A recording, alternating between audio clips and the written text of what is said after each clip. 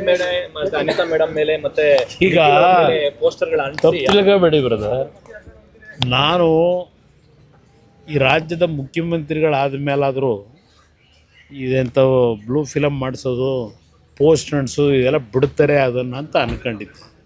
ಆ ಕೈಯಲ್ಲಿ ಇನ್ನೂ ಹೋಗಿಲ್ಲ. ಅದೆಲ್ಲ ಪೋಸ್ಟ್ ಅಂಟಿಸ್ಬಿಟ್ಟು ಪ್ರಚಾರ ಮಾಡೋ ಅಂಥದ್ದ.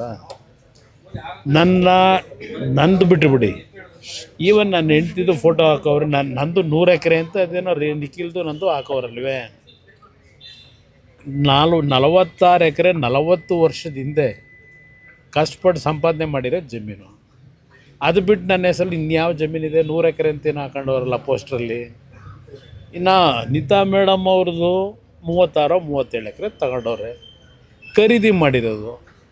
ಖರೀದಿ ಮಾಡಿರೋ ಜಮೀನ ಯಾವನೋ ಪೋಸ್ಟ್ ಹಾಕ್ಕೊಂಡು ಅವ್ರ ಹೆಸ್ರಿನಲ್ಲಿ ಹಾಕ್ಬಿಟ್ಟು ನನಗೆ ಜಮೀನು ಕೊಡಿಂದರೆ, ಬೆನಗಾನಹಳ್ಳಿಲಿ ಸತ್ತೋದವರು ಹೆಬ್ಬೆಟ್ಟು ತೋರಿಸಿ ಜಮೀನು ತಗೊಂಡಂಥ ವ್ಯಕ್ತಿ ಈ ಪೋಸ್ಟನ್ನ ಈಗ ಅವ್ರ ಬೆಂಬಲಿಗೆ ಹೇಳಿ ಹಾಕ್ಸ್ಕೊಂಡು ಇದರಲ್ಲಿ ಪ್ರಚಾರ ಮಾಡ್ತೀನಿ ಅಂದರೆ ಜನ ನಂಬ್ತಾರ?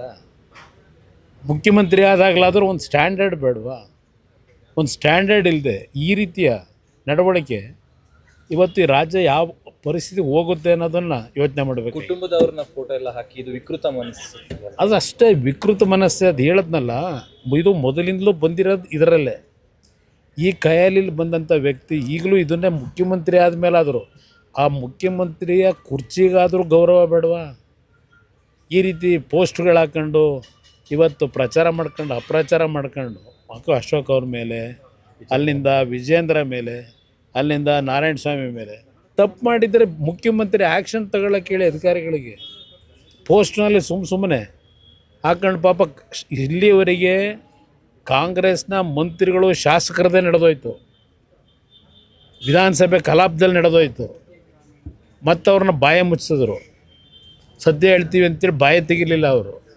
ಆ ರೀತಿ ಈ ರಾಜ್ಯದಲ್ಲಿ ಏನು ನಡೀತಾ ಇದೆ, ಬಹುಶಃ ಇನ್ನು ಮುಂದಕ್ಕಾದ್ರೂ ನಿಲ್ತದೇನೋ ಅಂದ್ಕೊಂಡಿದ್ದು.